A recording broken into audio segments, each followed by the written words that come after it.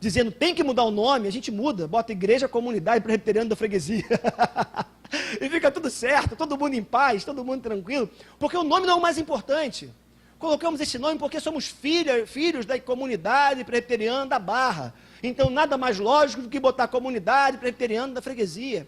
Mas se um dia tiver que mudar também, não tem problema nenhum. Então, já disseram aí fora, aí algumas igrejas, eles não são presbiterianos. Oh, meu Deus, né? Que heresia falar uma coisa dessa da gente, né? Eles não são presbiterianos, não vão naquela igreja, que só tem um monte de herege lá, enfim. Tem esse tipo de coisa que acontece por aí, mas somos presbiterianos sim, né? Nossa Constituição, nosso estatuto é segundo a Igreja Presbiteriana do Brasil, estamos ligados a um presbitério, vou falar daqui a pouco sobre isso em Niterói, presbitério de Niterói, PNTR, né? Eu anualmente tenho uma semana inteira de reuniões, que é a reunião ordinária do meu presbitério, que eu vou prestar contas para o presbitério.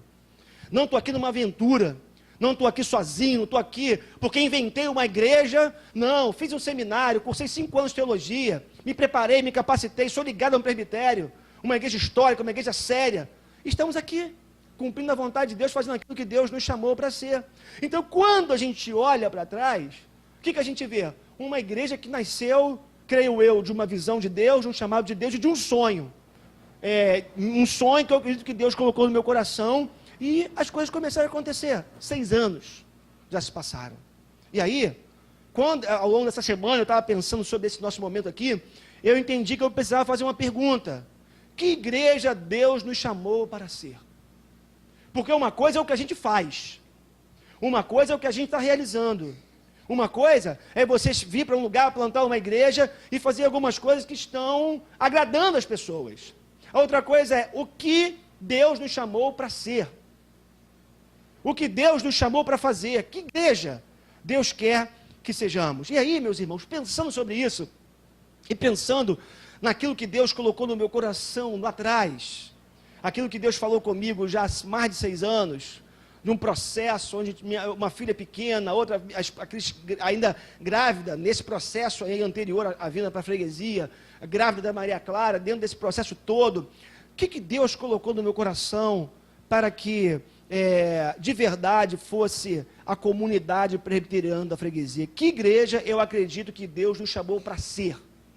Essa é a pergunta que eu quero responder com vocês nessa manhã. A primeira coisa que eu queria que você entendesse nessa manhã é que Deus nos chamou para sermos uma igreja bíblica. E isso já foi falado aqui, nós não abrimos mão dessa realidade. Deus nos chamou para termos a Bíblia como sendo a maior referência da vida dessa igreja. Se não, olha que coisa bonita, o Salmo 19, de 7 a 10 nos fala, e eu queria compartilhar com vocês. A lei do Senhor é perfeita e revigora a alma. Os testemunhos do Senhor são dignos de confiança e tornam sábios os inexperientes. Os preceitos do Senhor são justos e dão alegria ao coração. Os mandamentos do Senhor são límpidos e trazem luz aos olhos. O temor do Senhor é puro e dura para sempre. As ordenanças do Senhor são verdadeiras, são todas elas justas, são mais desejáveis do que o ouro, do que muito ouro puro, são mais doces do que o mel, do que as gotas do favo. Salmo 19, versos de 7 a 10. Meus irmãos, a linha mestra, por assim dizer, da comunidade presbiteriana da freguesia é a palavra de Deus. Eu queria que você entendesse uma coisa nessa manhã. A Bíblia, ela tem resposta para as principais questões da vida. A Bíblia tem resposta para as principais questões da vida. Quem eu sou, de onde eu vim, para onde eu vou, o que eu faço aqui. Se você for para as Escrituras Sagradas, você encontra resposta ou respostas para essas perguntas. E uma coisa importante a gente entender aqui, nessa manhã, é que eu, como pastor, por exemplo, se você me procurar aqui pedindo ajuda, pastor, eu estou quebrado emocionalmente, eu estou passando por problemas, eu preciso de ajuda. Se você marcar comigo, se você me chamar para conversar, você precisa entender uma coisa nessa manhã. O que eu vou usar, sobretudo para tratar a sua vida, é a palavra de Deus. Se você me procurar pedindo ajuda minha como pastor, é óbvio, o mínimo de conhecimento de psicologia eu tenho. Às vezes, até como advogado, a gente tenta dar uma orientação para um, para outro. Eu peço, Moisés, me socorre que não está dando aqui. A gente tenta. A gente tenta abranger o máximo possível, ampliar o máximo possível o leque de atuação, mas se você bater na minha porta aqui pedindo ajuda, você tem que entender que a ajuda que eu vou te dar é a ajuda da palavra de Deus. Eu vou orar por você e eu vou buscar na palavra de Deus princípios, valores, para nortear a sua vida. Porque eu acredito que a palavra de Deus, com os seus absolutos, com os seus princípios, com aquilo que Deus deixou para nós como palavra revelada, é suficiente em muitos aspectos para trazer direção para a nossa vida. Então, é óbvio, e já aconteceu aqui com algumas pessoas, de eu começar a caminhar, começar a ouvir, mas perceber um nível de confusão, um nível de incapacidade de se colocar, de falar o que está sentindo, o que está acontecendo, e eu me perceber totalmente incapaz de ajudar essa pessoa. Em casos como esse, eu não tenho a menor dificuldade em escolher, em indicar 2, 3 nomes de profissionais para poder ajudar essa pessoa, porque eu me vejo incapaz de ajudá-la. Eu não vou entrar na psicologia, porque não sou psicólogo, não vou entrar em outras áreas, outros campos de atuação, de conhecimento, porque não tenho capacidade para isso. Porém, o que eu queria que você entendesse aqui, é que eu vou pegar a palavra de Deus, eu vou abrir, eu vou ler com você, vou ministrar na sua vida e vou orar para que Deus ajude você com base na sua palavra a você ter resolução, quem sabe, para os seus problemas. Porque eu acredito e vejo isso nas minhas devocionais, nas minhas leituras, que a Bíblia, por exemplo, fala sobre família, fala sobre a nossa relação com o dinheiro, nossos processos de conquista de dinheiro, de ganharmos dinheiro, como ganhamos dinheiro, a forma como nós gastamos o dinheiro, a Bíblia fala, a forma como nós armazenamos coisas, acumulamos coisas, a Bíblia fala sobre isso. A Bíblia fala sobre sexualidade.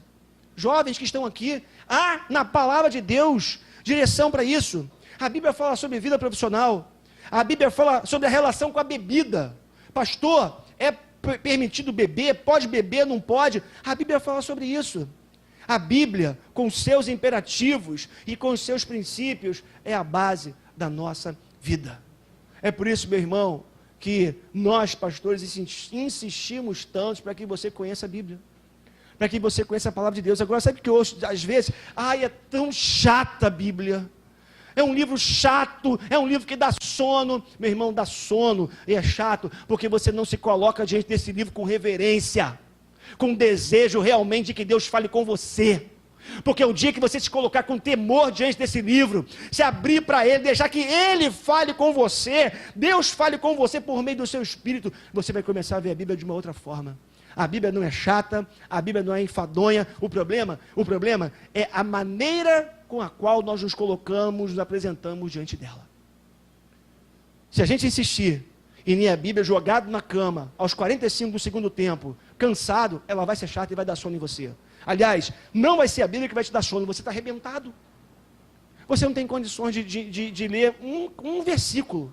Agora, se você separa um momento do seu dia, no melhor do seu momento, do seu dia, não é o pior do seu dia, no auge do seu dia, com toda a sua energia, com todo o seu vigor, com toda a sua capacidade mental, intelectual, emocional, e você cria janelas no seu dia para se encontrar com a palavra de Deus, você vai ver como esse livro é relevante, é abençoador e transformador.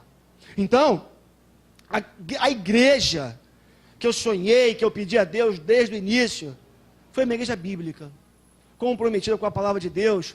E uma coisa que a gente sempre faz aqui, quando pessoas chegam para a igreja, ou são batizadas aqui, as pessoas, em regra aqui, a gente pede para que elas façam um compromisso, para que elas sejam as primeiras, para que no dia que os pastores dessa igreja se desviarem das escrituras sagradas, que vocês possam se levantar e falar: pastor, você não está ensinando a Bíblia.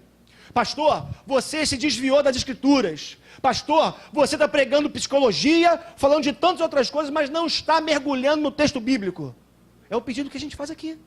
Porque não abrimos mão de uma igreja de verdade, pautada pelas escrituras sagradas. E o que nós devemos buscar nas escrituras sagradas, sobretudo? O Cristo revelado. Hoje, falávamos sobre isso na oficina da palavra, né? Porque nós lemos aqui o Antigo Testamento, estudamos o Antigo Testamento e temos que fazer, porém, o nosso foco é Cristo. Abrimos as páginas do Antigo Testamento para conhecer a história do povo de Deus, a história de Israel, como Deus tratou o seu povo no Antigo Testamento, mas nós buscamos em cada página das Escrituras Sagradas o Cristo revelado.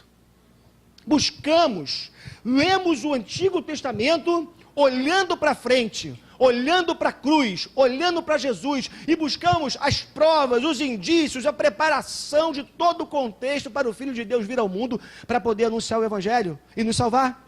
E quando vamos para o Novo Testamento, fazemos isso com alegria, com devoção, mas buscamos as bases no Antigo Testamento também. Nós lemos Gênesis olhando para Apocalipse, lemos Apocalipse comparando com Gênesis, porque esse é o trabalho que eu e você precisamos fazer no nosso contato com as Escrituras Sagradas. Não é pegar um texto, um versículo fora do contexto e criar uma teologia segundo o nosso bel prazer. Não é isso. Agora, uma igreja bíblica, firmada na palavra de Deus, nos princípios e valores do reino de Deus, da palavra de Deus, é o que nós sonhamos aqui no início. Mais ainda, nós também sonhamos, eu sonhei, e creio que Deus colocou isso no meu coração, e as pessoas que foram chegando também, vieram acompanhando, é que essa igreja precisa ser uma igreja carismática. Estes sinais acompanharão os que crerem. Em meu nome expulsarão demônios, falarão novas línguas, pegarão em serpentes, e se beberem algum veneno mortal, não lhes fará mal nenhum. Imporão as mãos sobre os doentes, e estes ficarão curados. Queridos, isso aqui é muito importante a gente falar, e eu preciso tomar muito cuidado, ter muito cuidado ao falar sobre isso aqui. A igreja, que eu acredito que Deus nos chamou para plantar aqui, essa igreja tem que ser uma igreja carismática. O que é uma igreja carismática? É uma igreja que vive, que entende que os dons espirituais são para hoje. Que Deus distribui dons espirituais na sua igreja, que Deus se manifesta com capacitações. E aí a pergunta final dessa enquete que eu fiz aqui agora de manhã com vocês, dessa pequena dinâmica que eu fiz com vocês, era uma delas, melhor dizendo, o que você pode oferecer para a igreja? E uma das coisas que eu espero que realmente aconteça, é que você seja uma pessoa que receba dons espirituais de Deus, para que você possa colocar esses dons espirituais a serviço de Deus, do reino e da igreja local. Por quê? Porque nós entendemos que, como está escrito em Marcos 16, o texto nos fala, estes sinais acompanharão os que crerem. Em meu nome expulsarão demônios, falarão novas línguas, pegarão em serpentes, e se beberem algum veneno mortal, não lhes fará mal nenhum. Imporão as mãos sobre os doentes, e estes ficarão curados. Queridos, eu preciso ser honesto com vocês nessa manhã. Eu preciso ser honesto com vocês nessa manhã, porque eu sei que existe uma interpretação muito equivocada, por exemplo, sobre os milagres de Deus. E eu sei que se você ligar a televisão hoje, se você liga a televisão num sábado, ou mesmo durante a semana, o que você vê são pessoas prometendo todo tipo de cura, todo tipo de milagres, a todo instante, em todo momento. Eu preciso dizer uma coisa para você nessa manhã, eu acredito em milagres, mas eu não acredito no nível e na quantidade, no volume dos milagres apresentados todos os dias na televisão e pelos meios de comunicação como nós vemos aí. John Stott, escritor que vale a pena ler, ele diz que os milagres são como estrelas no céu.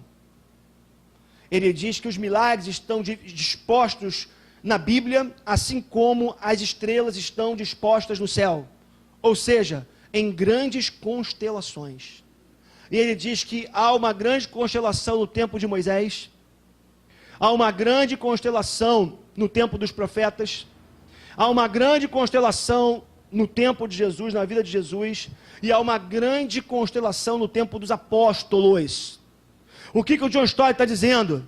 Que quando nós olhamos a Bíblia e vemos uma série de milagres acontecendo em momentos específicos das Escrituras Sagradas, nós não podemos deixar de perceber que os milagres estão dispostos na Bíblia como grandes constelações. Aí você pode perguntar, então, pastor, você está dizendo que nós podemos estar vivendo um tempo onde não há estrelas no céu?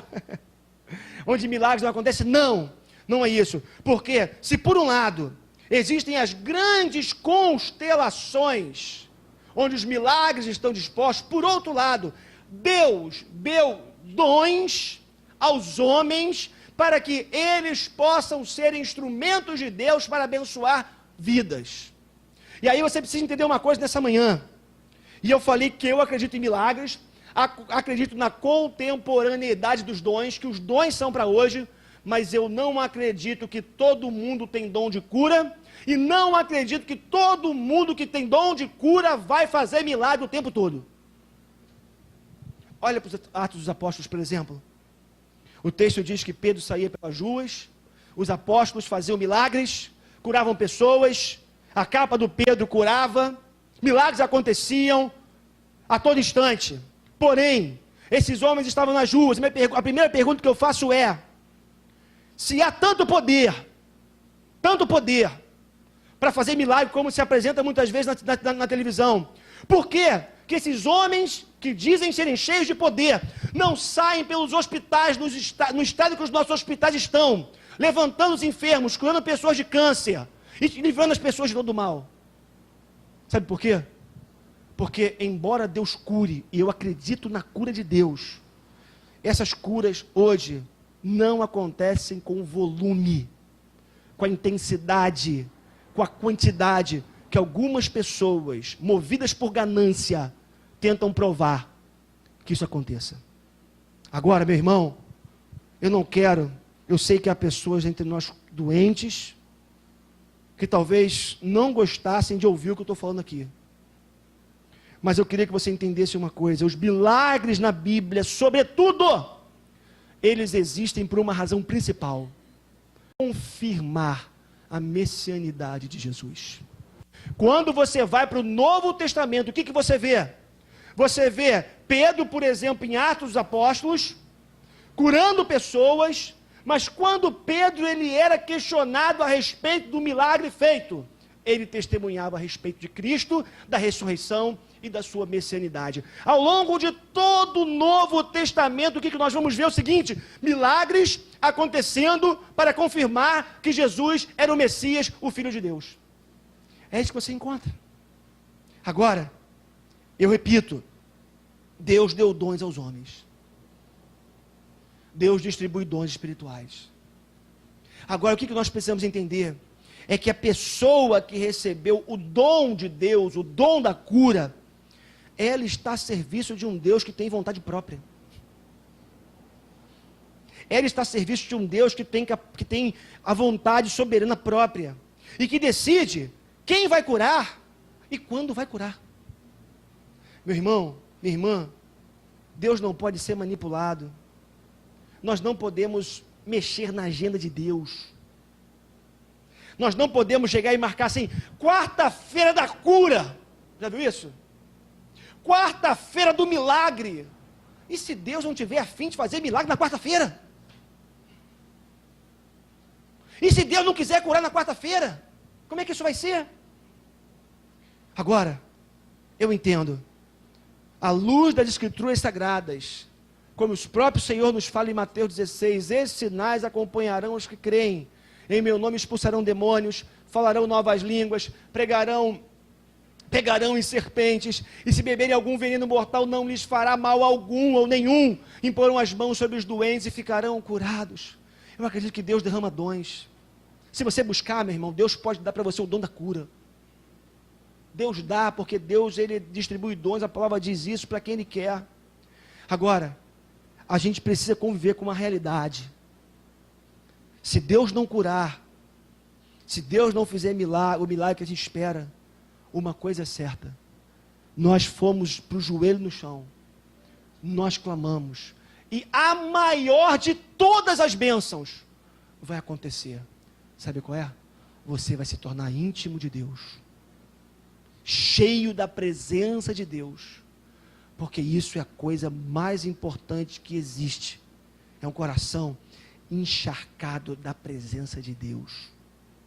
Com o coração encharcado da presença de Deus, você vai longe. Com o coração encharcado da presença de Deus, você transpõe todas as barreiras. Com o coração encharcado da presença de Deus, você transpõe muralhas. Com o coração encharcado da presença de Deus, os seus medos se vão. Com o coração encharcado da presença de Deus, você vai além, você conquista, você vai avante. Me lembro do apóstolo Paulo, quando ele, na segunda carta aos Coríntios, ele fala que foi colocado um espinho na sua carne, para que ele não se ensoberbecesse com a grandeza das revelações. E o texto diz que ele orou 3 vezes ao Senhor pedindo cura. Sabe o que o Senhor falou para ele? Eu esqueci, me ajuda que eu esqueci. Não ouvi? A minha graça te basta, pois o poder se aperfeiçoa na fraqueza. Pois quando eu sou fraco, aí é que eu sou forte. Sabe o que a palavra de Deus está dizendo para a gente nessa manhã? Deus pode curar, amém, Deus pode curar, mas tudo que você precisa, até muito mais do que uma cura, um milagre, é dessa graça que te fortalece, é dessa graça que te sustenta. Agora, a comunidade presbiteriana da freguesia não anuncia milagres, ela não vende milagres. Acreditamos nos milagres, acreditamos no poder de Deus, mas acreditamos que o poder de Deus, sobretudo, na vida, ou na nossa vida, ele serve acima de tudo para quebrantar um coração endurecido. Irmãos, naturalmente falando, nós não conseguimos cumprir a vontade de Deus em termos absolutos. Nós somos rebeldes, somos obedientes por natureza. Agora, quando o poder de Deus alcança a nossa vida, quando o poder de Deus alcança o nosso coração petrificado e endurecido, Deus tira de nós nossa soberba, o nosso orgulho, a nossa autossuficiência. Deus quebra o nosso ser e nos torna capazes de cumprirmos a sua vontade em termos absolutos. Não estou dizendo que você nunca vai desobedecer a Deus. O que eu estou dizendo é que mesmo quando você vier desobedecer, aqui dentro do teu coração vai estar assim, eu quebrei a minha relação com Deus e eu preciso restaurar. Sabe por quê? Porque você se tornou uma nova criatura pelo poder de Deus. A igreja que nós sonhamos é uma igreja carismática sim, que crê nos dons espirituais, no poder de Deus, mas trabalha com muito equilíbrio essas questões. Cremos que Deus cura, mas me desculpem, nós não cremos como tem sido pregado aí fora. Para avançarmos um pouco mais, nossa igreja é uma igreja tradicional. Pode não parecer, mas nós somos uma igreja tradicional. Calma lá, eu vou explicar. Existe uma grande diferença entre ser tradicional e ser tradicionalista. Nós somos tradicionais, o que nós não somos tradicionalistas, perdão. Entenda uma coisa, alguém já definiu muito bem a questão, diferenciou muito bem o ser tradicional e ser tradicionalista, porque a tradição, melhor dizendo, é a fé viva daqueles que morreram. Ou seja, gente santa, que viveu para Deus, que temeu ao Senhor, que entregou a vida para Ele e que deixou um legado na história. E que nós bebemos desse legado, é uma fé viva daqueles que morreram. Já o tradicionalismo, em contrapartida, é a fé morta daqueles que estão vivos. É gente que só se preocupa com as suas opiniões, porque esse púlpito sempre esteve aqui, ele não pode um dia na história ser mudado para cá, e você pergunta, por que o púlpito não pode ser mudado de lugar? Porque sempre esteve aqui. E o dia que tirar o púlpito daqui, e colocar para cá, a memória de alguém, quem sabe, vai ser machucada, vai ser ferida, o orgulho de alguém que decidiu que o púlpito tinha que ficar aqui, vai ser mexido. Então, nós somos uma igreja tradicional, no sentido que nós temos história. Meus irmãos, nós somos uma igreja que já estamos há 150 anos, mais de 150 anos no Brasil.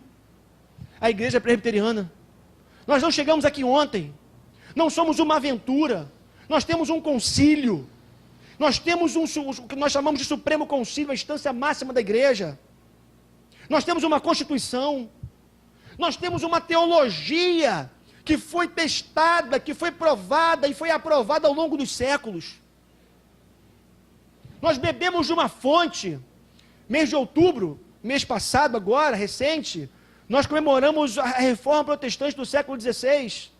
Nós somos fruto da Reforma Protestante do século XVI. Nós temos berço. Nós temos uma teologia. Nós temos princípios. Nós temos valores. Nós não caímos de paraquedas aqui. Nesse aspecto, nós somos tradicionais. Você pertence a uma comunidade que tem uma Constituição, E se você está ligado a essa comunidade, se você é membro dessa igreja, você tem responsabilidades com essa igreja, como já foi dito aqui nessa manhã também.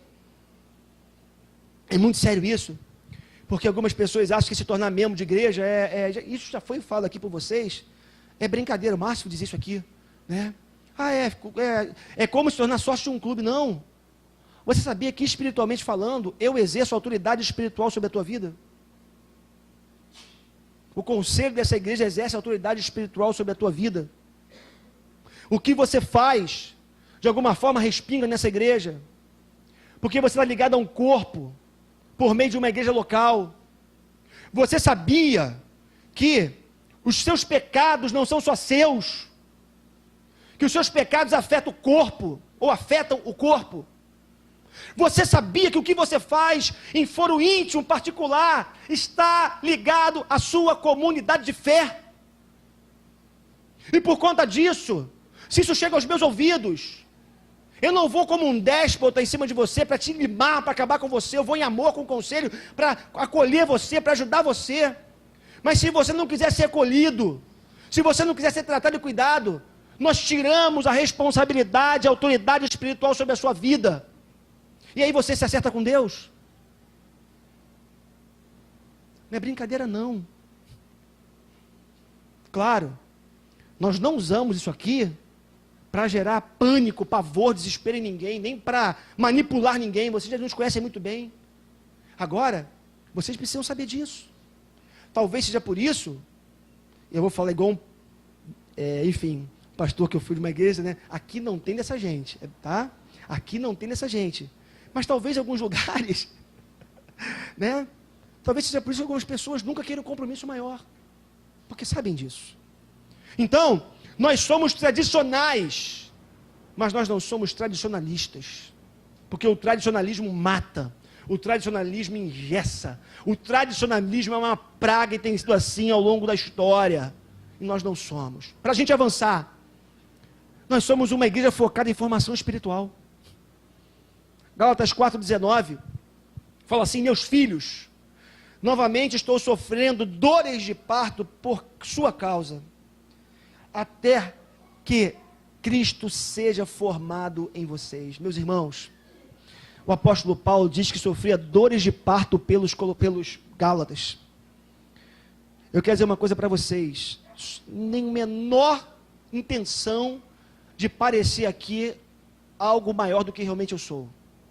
E não preciso jogar para a plateia, porque quem joga para a plateia não faz o que nós fizemos aqui, de dar a cara a tapa, para que as falhas e os pontos fracos sejam ressaltados. Não preciso jogar para a plateia.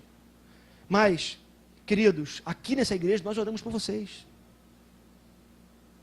Como pastor, Deus me cobra todos os dias a vida de vocês, em oração, clamor. Eu tenho que orar como pastor de vocês.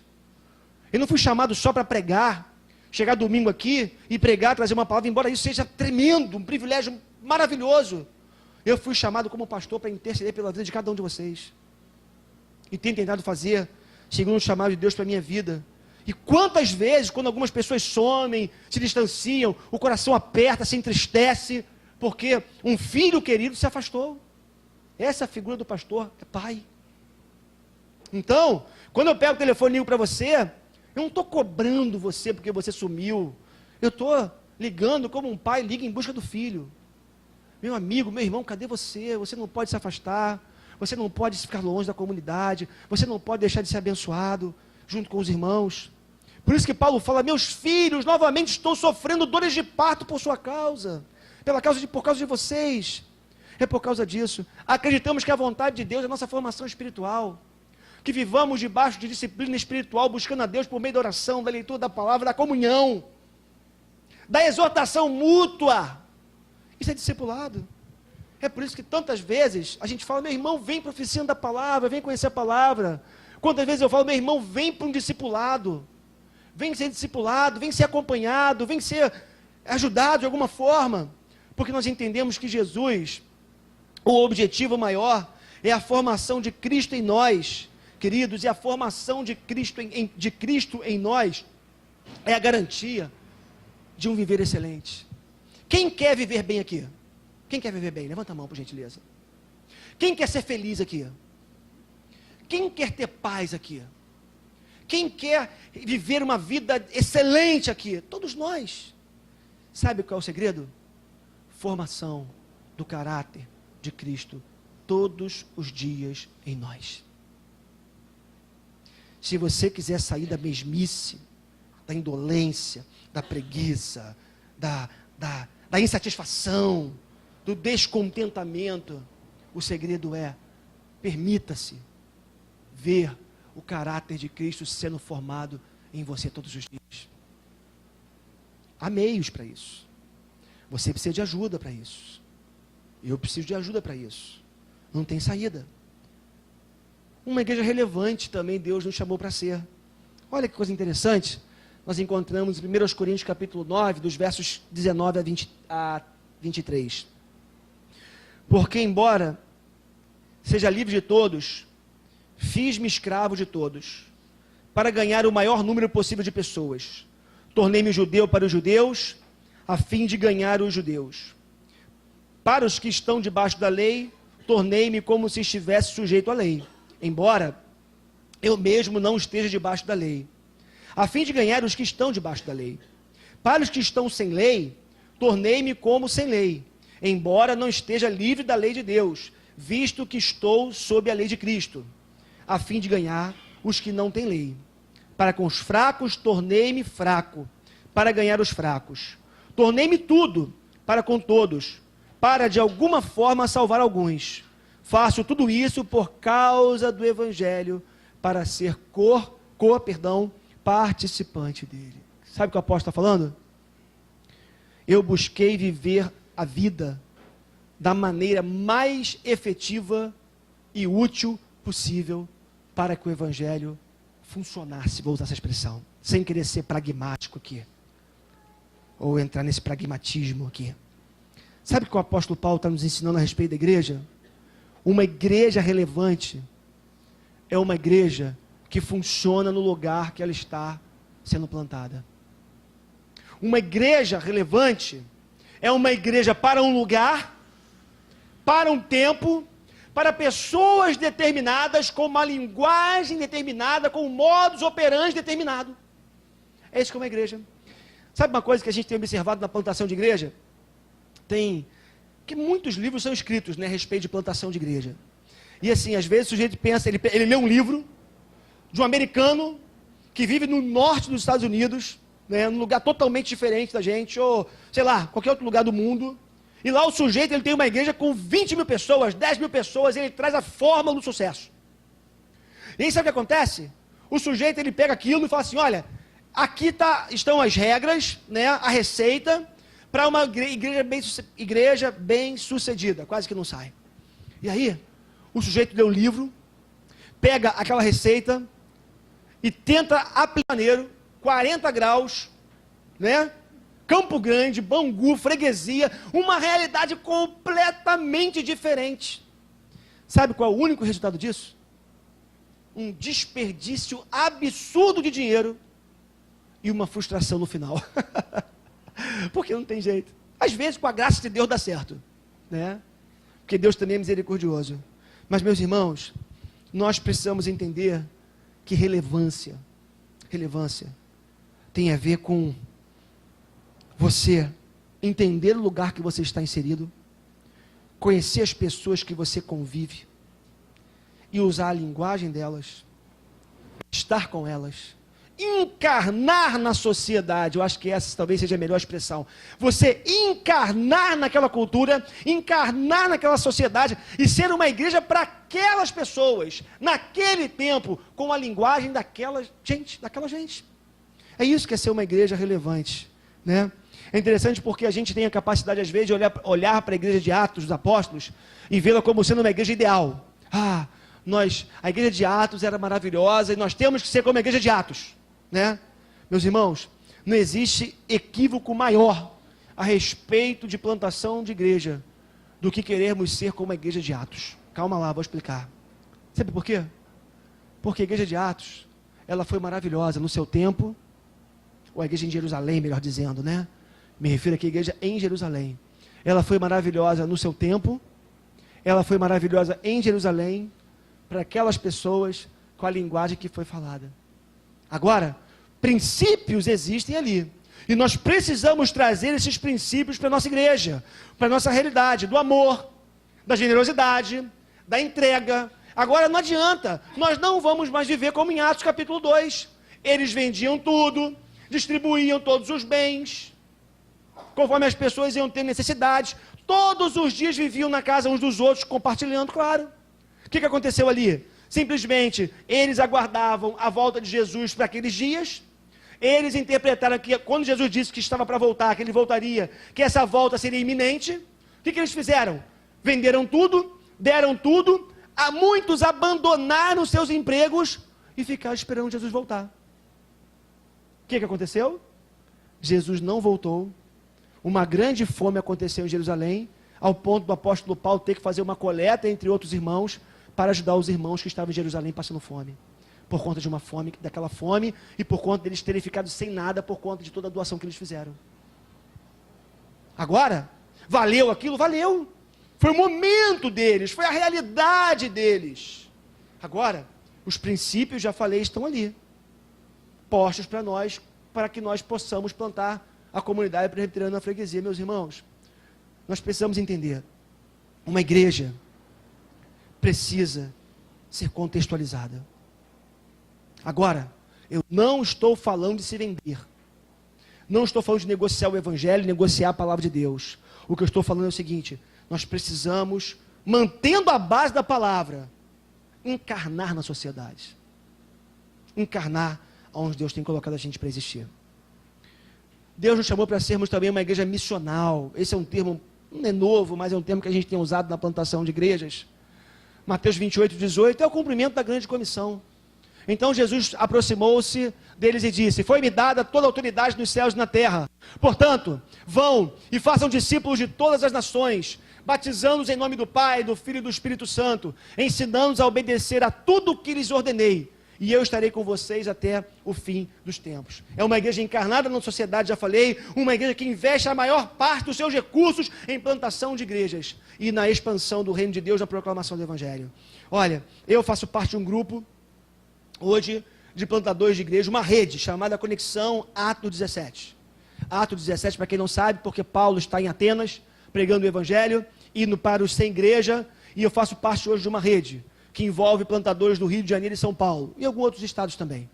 E uma coisa nós temos decidido ali, investir a nossa vida, nós como membros dessa conexão, desse projeto, investir a nossa vida e os recursos da nossa igreja, na medida que os nossos conselhos forem aprovando, em implantação de outras igrejas. Eu acho que eu posso falar aqui em nome do conselho, que nós já entendemos aqui, vamos ter uma reunião daqui a pouco, mas já decidimos de alguma forma já nas nossas conversas informais. Meus irmãos, nós decidimos aqui não colocarmos 250 mil, 200, como o engenheiro falou, depois voltou atrás, 250, 300, não importa, R$1.000 na construção de um edifício, de um prédio, de um templo. Nós não vamos fazer isso. Estamos com um projeto pronto. Você pode falar, pode botar na sua lista aí de pontos fracos da igreja. O pastor fala alguma coisa, depois volta atrás, né? O pastor fala uma coisa e depois não cumpre. Não é isso. Graças a Deus que vocês têm uma liderança que pensa, que volta atrás e que não vai nos impulsos. Graças a Deus por isso. Nós entendemos que se fizermos uma obra mínima aqui na frente, requebrando aqui à frente, tudo aqui, vamos ficar com um salão do mesmo tamanho que nós teríamos se construíssemos aqui um prédio, aqui com salão, com salas e não sei o quê. A gente entendeu, primeiro porque a gente não tem 250 mil, né? Essa é a primeira questão, a gente não tem. Mas sabe que a gente tem entendido aqui? O dinheiro do povo de Deus tem que ser investido na pregação do evangelho. A gente pode ter conforto, a gente pode ter ar-condicionado, a gente pode ter uma fachada bonita, com o mínimo de recursos investidos nisso aqui, ou investidos nisso aqui. E continuar proclamando o reino, proclamando o evangelho, falando da palavra de Deus. Essa é a nossa vocação. Eu queria que você entendesse isso. O seu dízimo, o seu dinheiro, vai nessa igreja ser investido em homens de Deus, mulheres de Deus que queriam fazer a obra do Senhor. Impressionante. Estávamos trocando e-mails sobre essa questão, falava para o conselho do meio incômodo de pegar essa quantia para poder investir na construção do nosso templo. Mandei um e-mail num dia, no dia seguinte o Edilson manda um e-mail: pastor, eu estou querendo entrar na Mauritânia, né, Marcelo? Mauritânia. O Edilson, muito obrigado, meu amor, né? Quem é o Edilson? Está no ponto fraco ali, né? O Edilson, ele é um missionário que a nossa igreja, não vou dizer que a nossa igreja não ajuda, eu não gosto dessa expressão. É um missionário que nós temos uma parceria aqui na igreja. Ele está no sul da Espanha e ele faz incursões, né? Ele sai da sua base, faz incursões, por exemplo, na Mauritânia, onde tem um grupo de refugiados que nunca ouviu falar do Evangelho. Eu estava discutindo com o conselho, falando sobre do meu incômodo, mandei um e-mail, no dia seguinte o Edilson manda um e-mail: pastor, estou com um projeto para ir para a Mauritânia pregar o Evangelho, preciso de R$ 1.600. Já consegui 600, precisamos de R$ 1.000. Como que eu vou botar uma fortuna em prédio, tendo quem vá para a Mauritânia, para um grupo de refugiados, para pregar o Evangelho? É incoerência. Não faz sentido. Agora, sabe o que me chamou a atenção? Conversando com algumas pessoas aí em âmbito mais, no foro mais íntimo particular, não foram poucos os que falaram: ah, pastor, eu concordo com você, inclusive eu estava incomodado com isso. Mas por que você não falou, criatura? Por que você não ajudou no processo de discernimento, criatura? Por que você não ajudou antes? Quantas reuniões a gente gastou? Se fosse um consenso imediato desde já, a gente nem avançava. Ué, o povo está dizendo que não é por aí, vamos ouvir a voz do povo, né? Não é a voz de Deus não, mas ajuda. Colabora. Irmãos, essa igreja existe para plantar igrejas. Essa igreja existe para abençoar vidas que estão perdidas sem conhecer o Evangelho. É nisso que nós cremos. Uma igreja missional. Uma igreja que faz diferença. Eu estou querendo mais ponto, mas não tem, aqui acabou. Nem queria falar mais, mas não tem. Não vai, porque acabou. Uma igreja missional. Uma expressão que a gente usa muito, tem usado muito, é uma igreja local. Uma igreja local é uma igreja que está num determinado local, né, para uma cultura, para uma sociedade, mas que tem uma visão para fora. Gostei muito. Eu acho que eu entendi, Marcelo, o significado quando você colocou naquele e-mail, daquela igreja, daquele livro, daquele pastor que escreveu um livro sobre sobre missões, né? E o Marcelo trouxe para a discussão quando ele falou assim, que esse pastor, qual é o nome dele mesmo? Edson Queiroz. Quando ele diz que eles têm um prédio na igreja deles, o nome do prédio é Resto, né? Por quê, Marcelo? O resto que sobrou na obra, nas missões, na plantação de igreja, nas missões, eles construíram um prédio. Se vamos construir um prédio um dia, amém, o projeto está aí, mas que seja com o resto daquilo que vai ser investido em missões e plantação de igrejas. É isso que a gente sonha, essa é a igreja que eu acredito que Deus nos chamou para plantar, essa é a igreja que eu queria ter você como parceiro, como colaborador, como já foi dito aqui, abundantemente, com a sua energia, com a sua inteligência, com a sua participação, com os seus dons, com o seu dinheiro, com o meu dinheiro, porque aqui quem fala para vocês não é alguém só que manda você dar dinheiro, eu dou dinheiro, eu sou o primeiro a dar lá em casa, lá na igreja. Damos o dízimo de tudo que entra na minha casa, eu coloco nessa igreja, tudo lá em casa, não tem negócio. Tudo que entra tem um dízimo para a igreja. 10% de toda a minha renda vem para cá. Falo isso para aparecer? Não. Para motivar você. Para incentivar você, porque eu sei que tem muita coisa feia sendo feita por aí com o dinheiro do povo. Não tenho helicóptero, não tenho iate, não tenho casa não sei aonde. Não tenho. Tudo que eu tenho é fruto do meu salário nessa igreja e o salário da minha esposa, que ganha até mais do que eu. E juntos nós temos vivido com dignidade. Então, eu chamo você, eu convoco você, eu motivo você nessa manhã para que você possa abraçar cada vez mais esse projeto. 6 anos de projeto em janeiro. Quero chegar daqui a 6 anos, daqui a 10 anos, olhar para trás junto com vocês. E quero olhar para trás e ver aquilo que Deus nos chamou para fazer sendo realizado.